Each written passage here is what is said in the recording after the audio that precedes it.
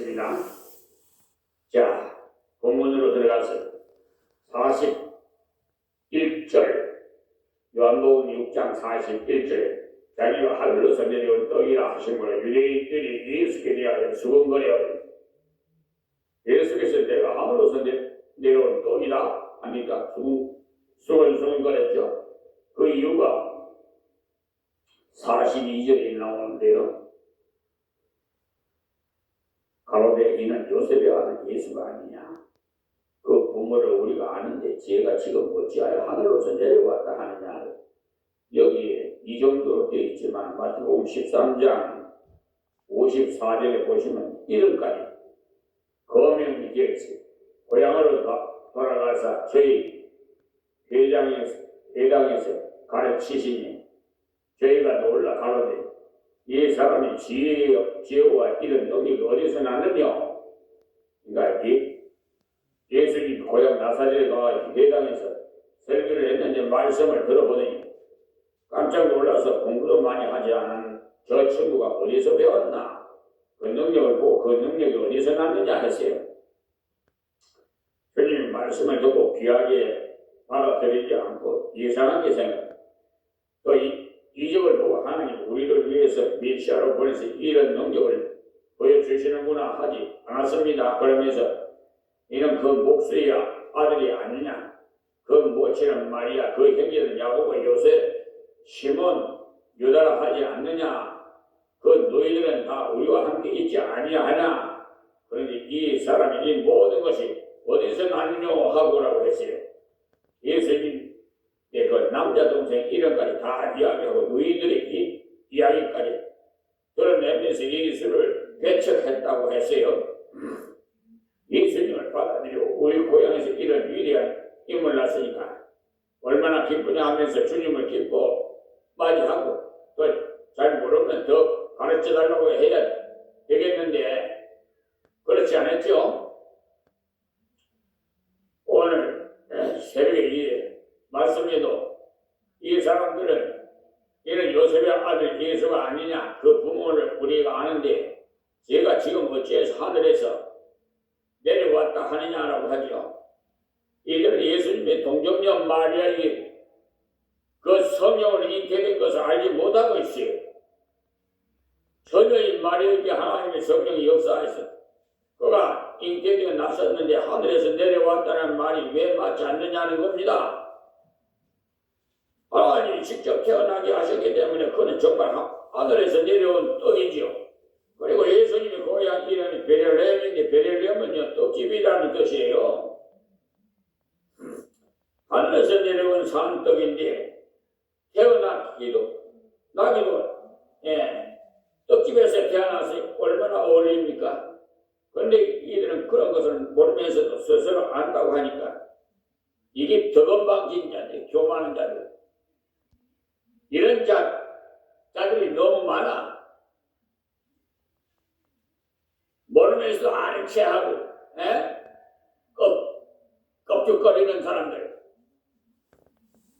마태복음 11장 25절이면 그때 예수께서 대답하여 가라사대 천지의 주제이시는 아버지여 이것을 지혜로고 설계 있는 자들에게 숨기시고 어린 아이들에게 나타나시고 감사하나이다.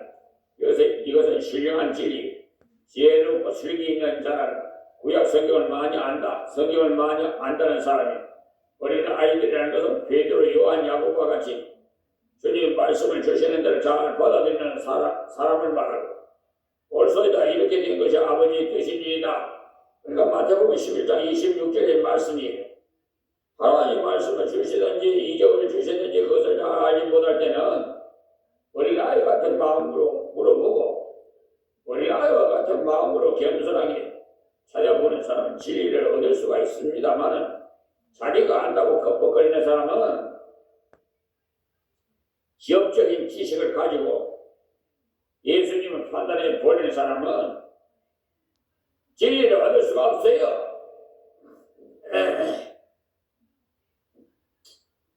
우리는 예수님을 판단할 자가 아니에요.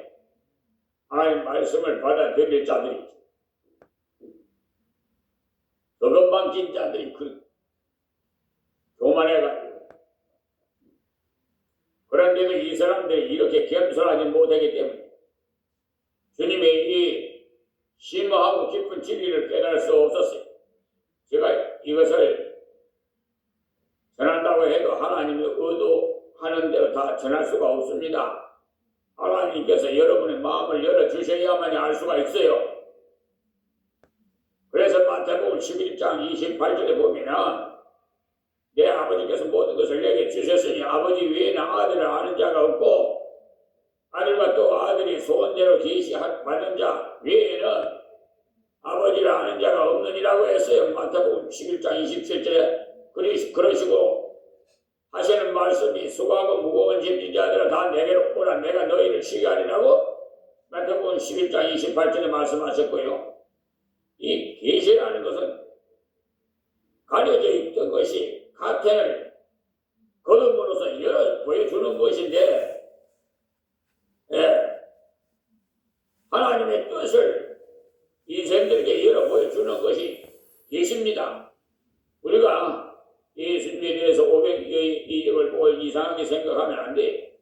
그것을 보고 주님은 전능하신 분이고 우리를 사랑하시는 분으로 봐야 돼. 주님은 전능하심으로 우리가 배고프고 고통받고 있는데 그 전능하심을 사랑을 위해서 쓰셨어. 주님이 전능하시기만 하면 복권이 돼요. 전능하시기만 하면요. 그러나 사랑을 하시는 분이므로 우리를 사랑으로 돌보시는 거예요. 그분이 우리의 구주라는 것을 깨달아야 되는데 이들은 자기들의 아는 상식을 가지고 죽은 거예요.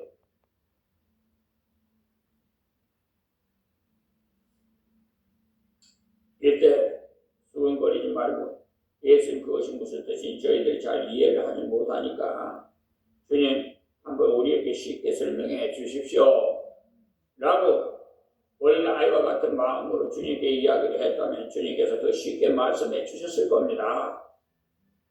43절이 예수께서 대답하여 가르사대 너희는 서로 수군거리지 말라. 사실은 이 말씀만 들어도 깜짝 놀라서 회개를 해야 되는데 자기들은 뒤에서 수군거리지만 예수님은 다 알고 계셔요. 지금 여러분이 수군거리는 거 다 알고 계신다고. 김종선 목사는 몰라도 주님이 전지전능하시기 때문에 다른 데도 보면 중풍변자를 메고 왔을 때 예수님께서 네 죄의 사함을 받았느니라 하니까 사람들이 자기가 하나님인가? 하나님 아니고는 누가 죄를 사한단 말이냐 하고 수근거렸어요. 그런데 예수님께서 듣고 일어나 걸어가라 하는 말이 쉽겠느냐? 네 죄의 사함을 받았느니라 하는 말이 쉽겠느냐? 하니까 아무 말도 하지 못했죠. 그리고 너희들이 왜 속으로 그런 것을 운운하느냐 했을 때 얘기를 했어야 했습니다.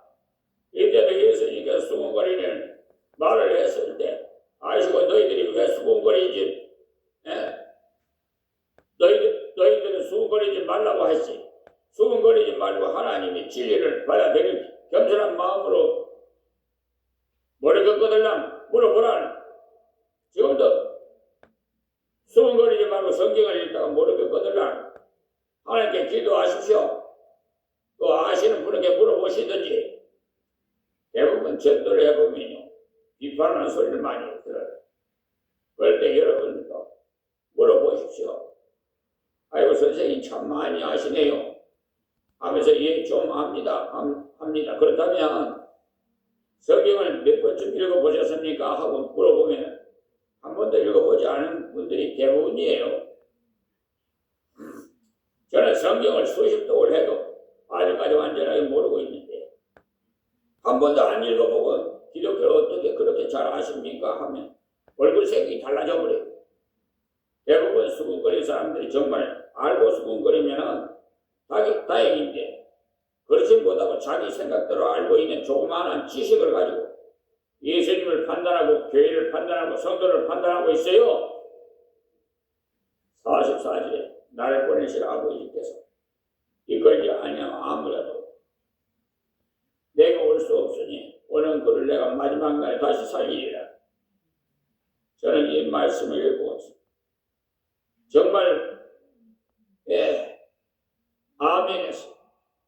16장 12절에요. 예수님께 너희는 나를 누구라 하느냐 물었을 때 베드로가 대답하기를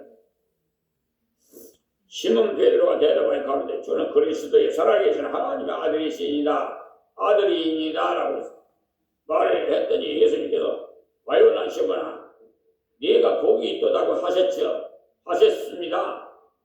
내가 열심히 있다고 하지 않았어요. 네가 연구를 잘했구나 하시지도 않았고요. 하나님께서 복을 주었다고 했어요. 그 복은 이를 내게 알게 한 이는 혈육이 아니오 하늘에 계신 내 아버지시니라. 머리가 좋아서도 아니고 아버지를 잘 만나서도 아니라고 했어요. 하늘에 계신 아버지께서 마음을 열어주셔서 주님의 말씀을 듣고 주님의 생활을 보고 난 뒤에 주는 그리스도라고 고백할 수 있게 되었다 이 말입니다. 여러분이 예수님을 내 구주로 믿게 된 것은 결국 여러분이 열심히 많았거나 깊이 묵상을 잘해서 된 것 아니에요. 어떤 사모는 필독을 두 번이나 했고 무슨 악기를 다룬다고 자랑을 하더라고요. 그런 거 다 자기 자랑이요? 소용없어요.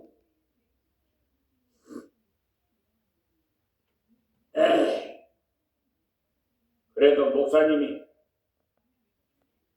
이런 문자 다른 데 보내면 안 됩니다 하면 네 알겠습니다 하고 순종을 해야지.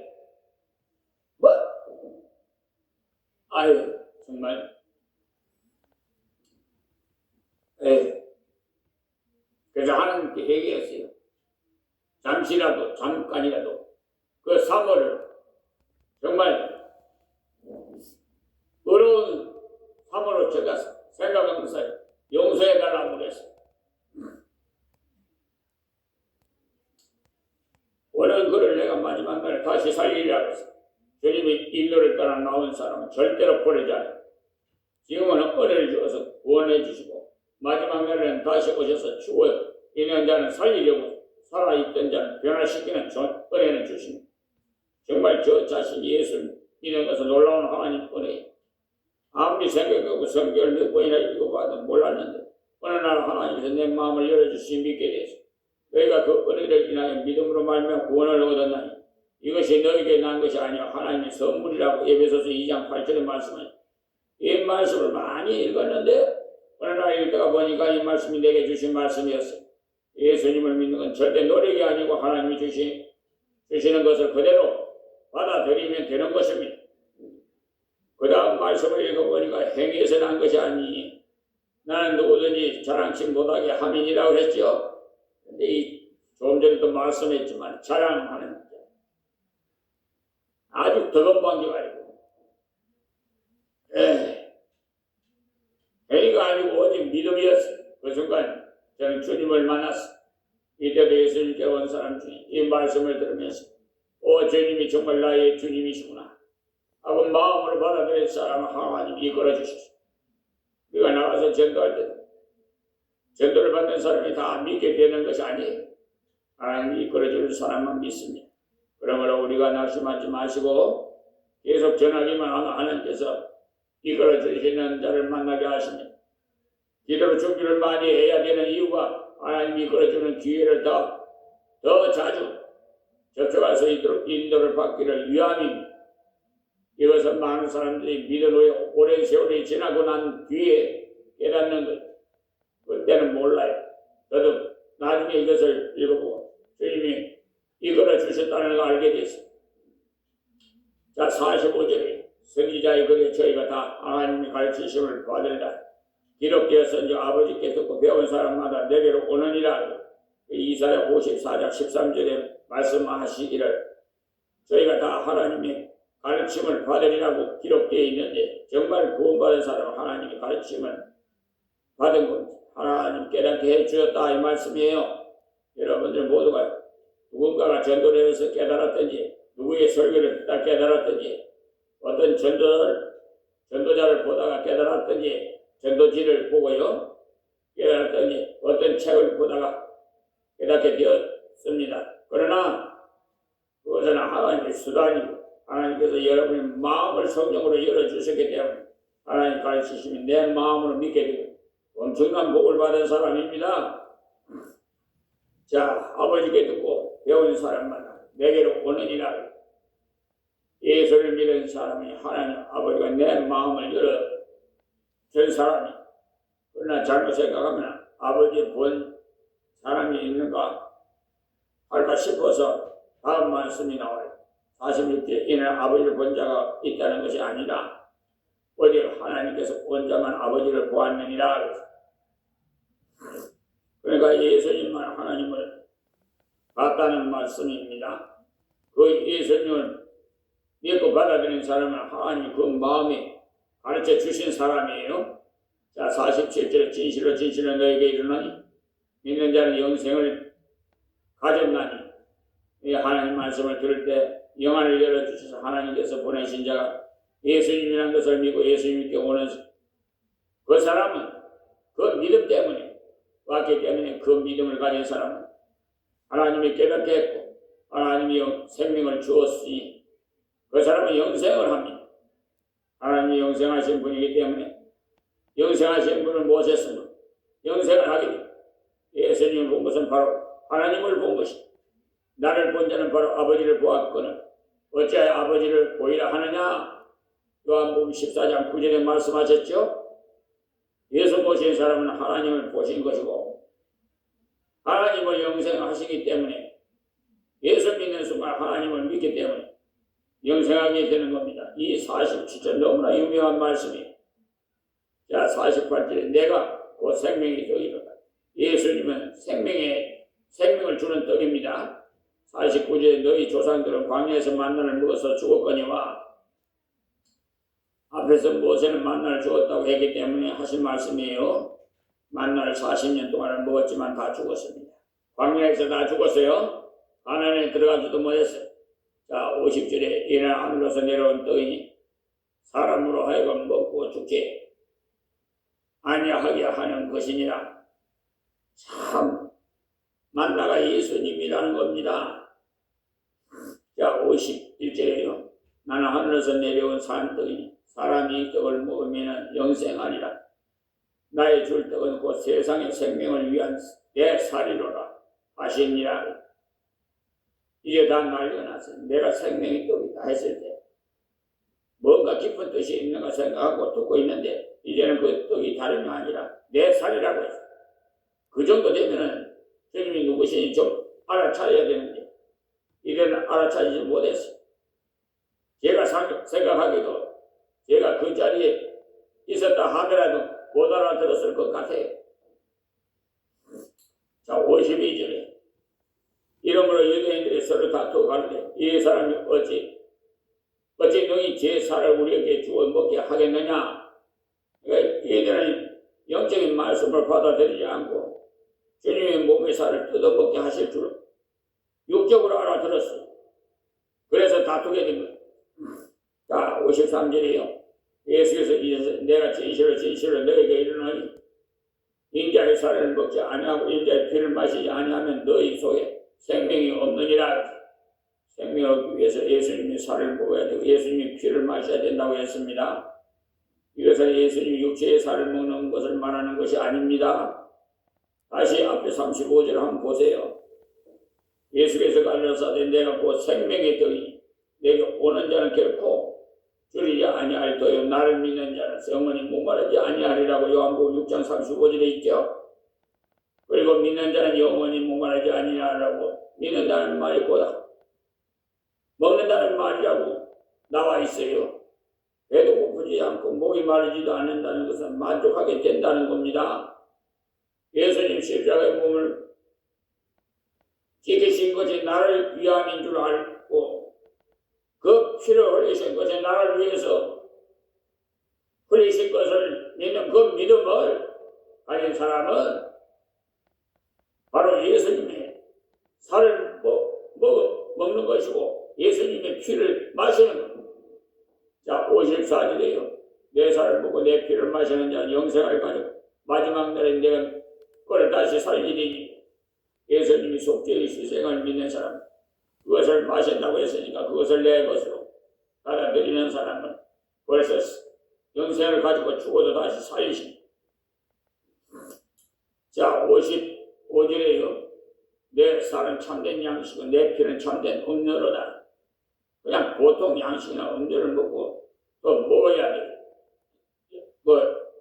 그런데 또 먹지 않으면 배가 고프잖아요. 참된 양식과 참된 음료는 한 번 먹으면 영원히 만족.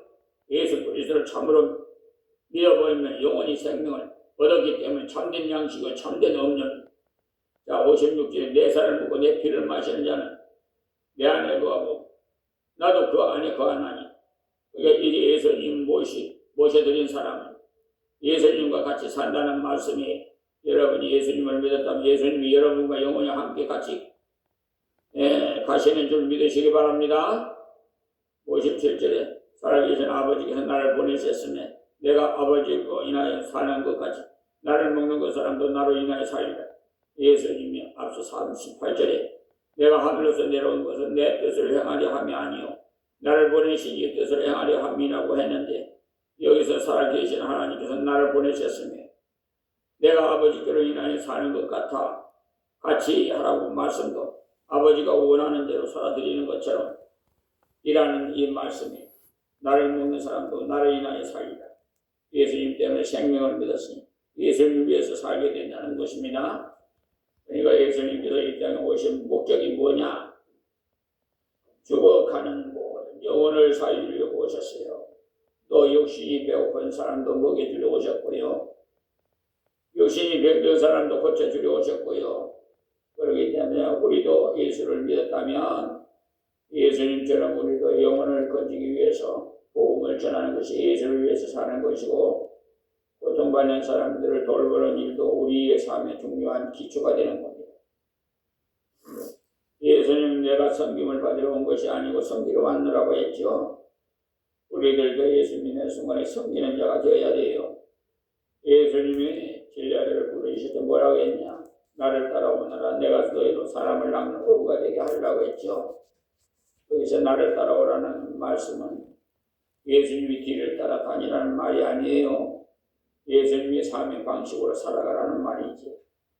그러니까 예수님의 방식으로 살고 예수님이 말씀하신 것처럼 살아가는, 그러면은 사람이 낚여질 것이라고 말해요. 그러니까 전도가 돼서 열매가 맺을 거라. 예수님을 따라오는 사람이 있었던 것처럼 우리를 따라오는 사람도 있게, 여러분들은 모두가 다 예수를 따라가시기 바라요. 예수님께서 사람을 건지시는 것처럼 우리를 사람을 건지는 일에 동참하시기 바랍니다. 조금 전에 말씀드렸던 44절의 말씀에서도 아무라도 내게 올 수 없으니라고 했죠. 저 자신도 그래요. 제가 이번 어떤 사람의 간증을 읽어보니까요,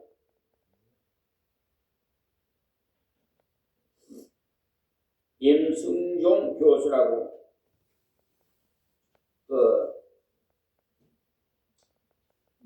서강대 음악과 성악 교수인데, 이분이 자기의 걸어온 삶을 쭉 적어놓으면서 자기가 여기까지 온 것을 전부 하나님이 이끌어 주셨다고 고백을 한 내용입니다.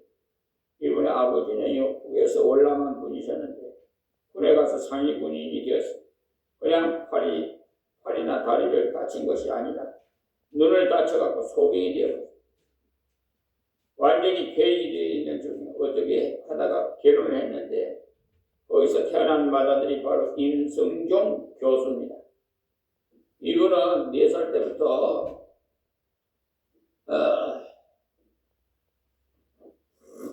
자기 아버지의 손을 잡고 길잡이가 되어 돌아다녔다고 합니다. 그래서 가는 곳마다 봉사의 아이다라고 하니까 창피해서 못 살 지경이었다고 고백을 합니다. 중국집에 들어가도 어서 오십시오가 아니라 돈 있어요 라는 말을 먼저 듣게 되었다고 합니다. 그래서 주머니에서 돈을 꺼내서 보여주면 앉으라고 하면서 음식을 먹게 했다고 해요. 너무너무 마음이 아팠다고. 또 아침 일찍 아버지를 모시고 가게에 물건을 사러 가도 소경이께 처음 물건을 팔면 재수가 없다고 팔지 않고 옆에 서서 기다리게 하고 조그마한 아이라도 누군가가 먼저 물건을 사면 그때서야 물건을 살 수 있었다고 합니다. 근데 그분이 속으로 생각하기로 우리 아버지가 저 조그마한 아이보다도 못한가 생각했다고 해요. 근데 그분은 아버지를 바꿀 수만 있다면 바꾸고 싶었다고 해요. 또 상위군 군경에서 돈이 좀 나왔는데 그 돈을 다 떼어버렸다고 해요. 소경이니까 기약서를 옳게 쓸 수 있었겠습니까? 그래서 갈 데가 없어서 마을이 조그마한 교회에 종각에서 살게 되었다고 합니다. 그 교회 목사님은 하도 불쌍해 보이니까 배려를 해준 거죠. 이들이 종각에 와서 살게 되면서 예수를 믿게 된 후에 그분이 아버지가 늘 하신 말씀은 우리가 망한 것이 하나님의 큰 복이다. 우리가 망하지 않았더라면 교회의 종각에 가서 살지 않았을 것이고 교회의 종각에 가서 살지 않았다면 우리는 예수를 모르고 지옥 갈 운명에 있었을 것이 아니냐. 우리가 돈을 떼고 종각에 가서 사는 것도 하나님의 은혜였다는 말이었다고 했습니다. 처음 교회에 가서 앉아 있을 때 아무런 생각도 들지 않았다고 합니다. 그러나 계속 앉아 있다가 보니까 예수의 복음이 들어와가지고 복음을 믿게 되었던 그의 아버지가 너무 감사해서 늘 얘야 우리가 망하기를 너무 잘했다. 그렇게 늘 말했다고 합니다. 내가 몸이 성했더라면 예수를 믿었겠냐? 내가 돈을 떼지도 않았다면 종각 밑에 가서 살 수 있었겠느냐? 하나님 우리를 거기로 인도하셨다고 했어요. 정말 하나님께서 그 길로 인도하셨어요. 이 사람이 늘 교회에 와서 교회에서 자라나다가 보니까 노래를 잘 불러서 어찌하다가 성악가를 가서 테러를 상당히 잘하는데 유학가니까 돈이 없었어. 억지로 유학을 가서 공부를 하는데 일주일 먹을 것을 놔두고 산 적이 없다고 합니다. 그저 하루 벌어서 하루 먹고 사는 형편이었어요. 그렇게 유학을 가서 공부를 하면서 맞춰갈 무렵에 자기 아버지가 위독하다는 소식이 들려왔어. 돌아가려니까 차비가 없었어. 마침 친구가 와서 벨기 국제 오페라 콘크르테에 한번 나가보라고 권유를 했어. 상금이 300만 원이었는데 그때 당시로서 상당히 큰 돈이었다고 합니다. 자기가 가지고 있는 돈은 다 긁어 모아야 이탈리아에 그 시실리 섬까지 갔다고 해요. 돌아온 차비도 없어요. 만약에 떨어지면 걸어서 돌아와야 돼. 예술과 중결선을 다 통과하고 결선하는 날 아침에 잘해보겠다고 했는데 목이 쉬어버렸어. 그래서 하나님 하고 엎드려서 계속 기도를 했다고 합니다. 9시에 시작했는데 그때까지는 어떻게 하든지 목이 풀어지게 해달라고 기도했는데 풀어질 기미가 보이지 않았다고 합니다. 할 수 없이 목이 쉰 상태로 가서 노래를 불렀는데 쉬었지 않은 소리로 불렀다고 합니다. 자신이 표현으로는 그랬다는 부끄러워서 쥐구멍이 있으면 숨고 싶었다고 해서 도망을 가고 싶었지만 마치고 가야지 중간에 사라져버리는 것은 예의가 아니다 싶어서 기다리고 있는데 마지막 발표할 때 보니까 자신이 1등으로 합격이 되었어. 기쁨보다는 심사를 잘못했다고 모두를 들고 일어난 것 같아서 한참 망설였어. 근데 나중에 해설을 하는데 노래를 불렀던 그 장면이 어느 왕이 어떤 결정을 내리면서 고뇌하는 그 장면을 불렀다는 겁니다. 심사위원들의 예성과 본선의 노래를 다 들어보았는데 특별히 이 장면에서는 특별한 창법으로 표현하기 위해서 애를 쓴 것이 인정돼서 상을 주게 되었다는 것을 말합니다. 그 논평을 듣고 임성종 교수가 그 자리에서 감격해서 그렇게 많이 울었다고 해요. 하나님은 그렇게 바꾸시기도 하는구나. 우리의 가는 길을 하나님이 이끄시는구나. 사람의 방법이 아니고 하나님의 방법으로 이끄신다고 인간적으로 생각하면 도저히 불가능했던 것이 하나님께서 그 길로 돌아올 수 있게 했고 교수까지 되도록 하나님이 인도해 주셨다는 겁니다. 여러분, 오늘 이 말씀을 통해서 우리가 예수 믿는 것이 결코 나의 재주나 이력 때문에 된 것이 아니고 우리를 여기까지 이끌어 주신 분이 하나님이었다는 것을 깨달으시고 하나님께 감사하십시오. 내가 대통령이 되었다고 해도 여러분, 지금 이재명 대통령께서 뭐라고 하신 줄 압니까? 그 말씀은 좀 하느님이라고 해서 좀 마음이 아팠습니다만 하나님이 도우셨다고 말씀 고백했어요. 나는 그 소리를 듣고 이재명 대통령이 좀 뭔가 하나님 아시는 분이구나. 저걸 깨닫고 날마다 기도합니다. 하나님께서 여호와 일에 준비하신 우리 이재명 대통령에게 권세와 권능과 지혜와 총명과 명철을 더해 주셔서 이 나라의 국내외 국사를 담당하는 데 어려움 당하지 않도록 하나님 함께 해달라고. 그리고 하나님이라고 한 것은 아직도 잘못 알아서 그러니 용서해달라고. 앞으로는 하나님이라고 좀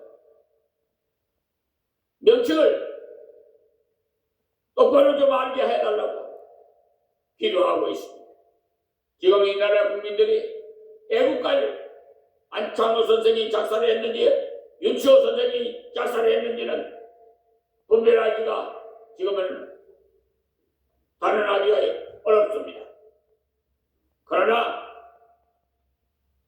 하나님이었었어요. 그는 분명해요. 근데 어느 때 마귀 사탄이 하느님으로 하느님은요 하늘 신을 말하는 거예요.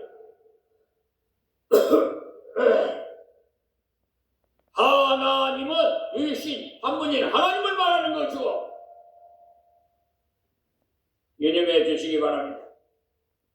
여러분, 오늘 이 말씀을 통해서 우리가 예수 믿는 것이 결코 나의 재주나 이력 때문에 된 것이 아니고 우리를 여기까지 이끌어 주신 분이 하나님이었다는 것을 깨닫고 하나님께 감사하십시오. 한 가지 덧붙여서 말씀드리면 우리의 시조는 아담입니다. 단군이 아니에요. 이제는 우리가 나가서 예수를 인해 사는 것을 전해야 돼. 아무도 안 믿을 것 같지만 이끄는 사람이 있기 때문에 이 복음을 전할 때 하나님께서는 반드시 믿을 자를 일으켜 주실 줄 믿습니다. 우리가 나가서 이 예수를 전하고 착한 행실을 해서 가난한 사람을 돕고 병든 사람을 돕는 일, 주님이 하시는 일을 우리가 함으로써 말미암아 주님의 사역의 동력자가 되시기를 간절히 부탁을 드리면서 말씀을 맺겠습니다. 하나님 감사합니다. 고맙습니다. 오늘 새벽 지키는 시간도 하나님께서 주시는 말씀 요한복음 6장 41절에서 57절까지 말씀을 증거해 싸우니 이 말씀을 듣는 자마다 하나님 복을 내려 주시옵소서. 복의 복을 더하여 주셔서 그 가정에 형통한 복이 임하게 하여 주시옵시고 하나님이 나를 인도해 주셨구나. 하나님 은혜로 사는구나. 이것을 깨달았습니다. 범사에 감사하면서 늘 쉬지 말고 기도하게 하시고 하나님 말씀으로 생활화가 되게 하여 주시옵소서. 아버지 감사합니다. 이 나라의 민족 구워 살펴주시고 전쟁이 없는 나라, 평화스러운 나라, 남북이 하나님의 은혜 가운데 통일되는 그날이 신속히 돌아오게 하여 주시옵시고 5,000년의 역사를 가진 이 대한민국 다시 거듭 회복되어서 세계 중에서 우뚝 선 나라 하나님의 영광을 위해서 세계 만민에게 이 생명을 전파해서 성시화되는 역사가 일어나게 하여 주시옵소서. 예수님의 이름으로 기도합니다. 아멘.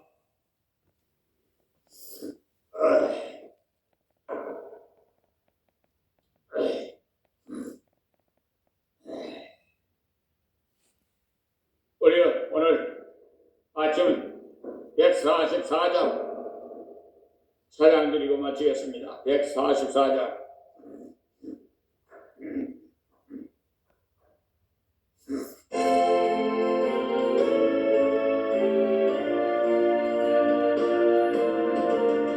사순절 주간입니다.